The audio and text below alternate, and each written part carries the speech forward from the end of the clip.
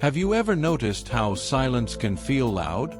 The moment the room empties, the phone stops buzzing, and there's no one to distract you from your own thoughts, a strange discomfort creeps in.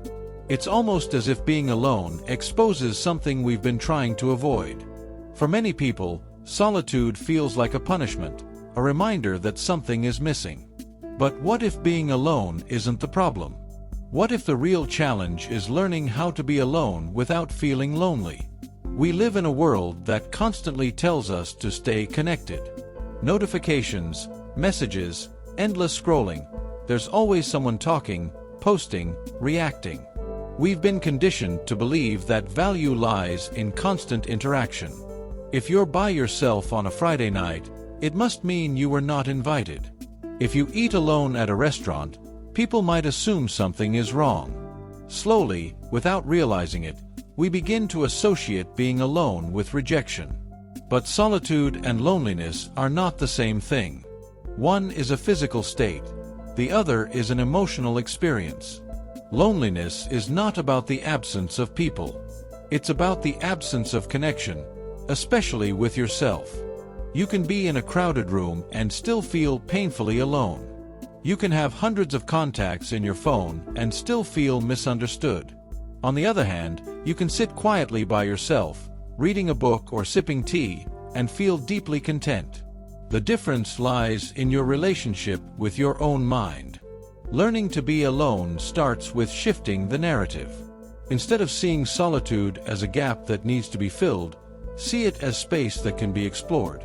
When you are alone, you are free from expectations. You don't have to impress anyone. You don't have to perform. You don't have to filter your thoughts. That freedom is powerful. It gives you room to think clearly, to reflect honestly, and to reconnect with parts of yourself that get drowned out in the noise of daily life. But let's be honest, this doesn't happen overnight. The first few attempts at intentional solitude can feel uncomfortable. Your mind might race. Old memories might surface.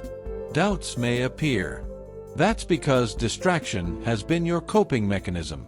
When you remove distractions, you meet yourself. And meeting yourself can feel intense. Yet that intensity is exactly where growth begins. Start small. Spend 10 minutes a day without your phone, without music, without television. Just sit. Breathe. Notice what thoughts come up. Don't judge them. Observe them. Over time, you'll begin to recognize patterns in your thinking. You'll understand what worries you, what excites you, what triggers you. Self-awareness is born in solitude, and self-awareness builds emotional strength. Another powerful step is developing hobbies that you genuinely enjoy alone. Not activities that are meant to impress others, but ones that fulfill you. Reading, journaling, walking, cooking, painting, learning a language, even organizing your space. These simple acts can transform alone time into meaningful time. When you engage in something creative or productive, you shift from passively waiting for connection to actively building inner richness.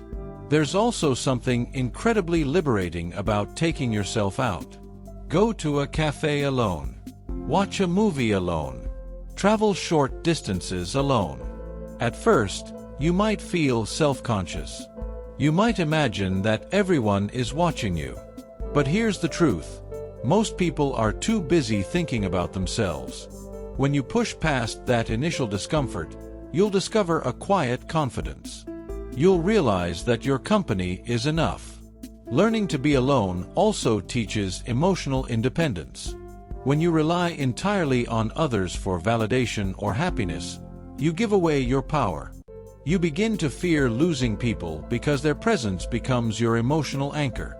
But when you are comfortable in your own space, relationships become a choice, not a necessity. You connect because you want to, not because you need to fill a void. That subtle shift changes everything. It's important to understand that enjoying solitude doesn't mean rejecting people. Humans are social beings. We need connection, love, and community. But healthy connection comes from wholeness, not desperation. When you can sit peacefully with yourself, You bring depth into your relationships. You listen better. You communicate honestly. You don't cling. You don't chase. You don't settle for less than you deserve. There's a certain clarity that only solitude can provide. In the quiet moments, you begin to ask bigger questions. What do I really want? What kind of life am I building? Are my choices aligned with my values?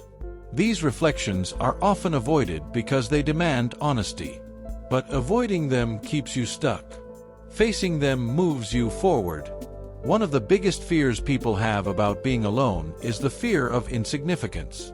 Without constant interaction, we worry we'll fade into invisibility. Yet solitude often reveals the opposite.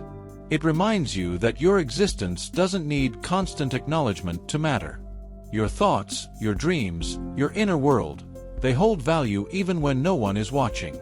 In fact, some of the most profound ideas, innovations, and artistic creations in history were born in isolation. You might notice that as you grow more comfortable being alone, your tolerance for superficial interactions decreases.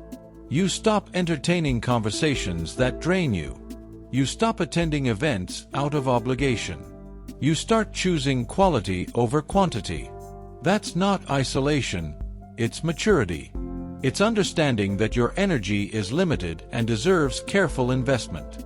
Technology plays a major role in how we experience loneliness today. Social media can create an illusion that everyone else is constantly surrounded by friends, traveling, celebrating, thriving. When you compare your quiet evening to someone else's highlight reel, loneliness intensifies. Limiting comparison is essential. Remember that curated posts rarely show solitude, doubts, or ordinary moments. Everyone experiences quiet days. Not everyone broadcasts them. There will still be moments when loneliness visits you. That's normal. Growth doesn't eliminate human emotion. But instead of panicking when it appears, sit with it. Ask yourself what it's teaching you. Sometimes loneliness signals a need for deeper connection. Other times it reveals a need for self-care. The key is responding consciously rather than reacting impulsively. As you practice being alone without feeling lonely, something beautiful happens.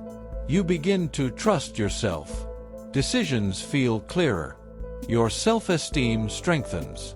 You realize that your happiness is not dependent on constant external input. You become your own safe space. And once you reach that place, relationships transform from emotional lifelines into meaningful partnerships. Imagine waking up and not needing immediate validation.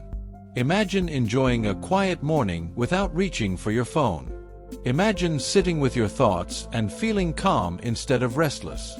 That is the power of healthy solitude. It doesn't isolate you from the world. It prepares you to engage with it more authentically.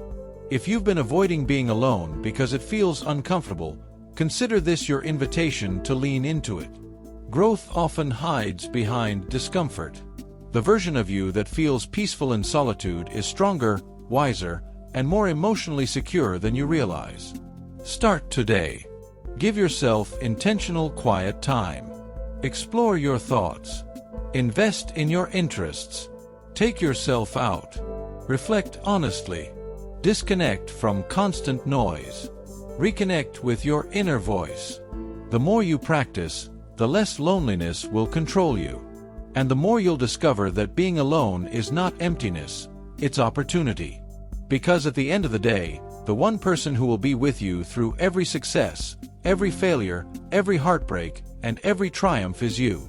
If you can learn to enjoy your own company, you unlock a lifelong source of peace. So dare to sit in silence. Dare to meet yourself. Dare to be alone, without feeling lonely. If this message resonated with you, take a moment to reflect on your relationship with solitude. Share this with someone who struggles with loneliness.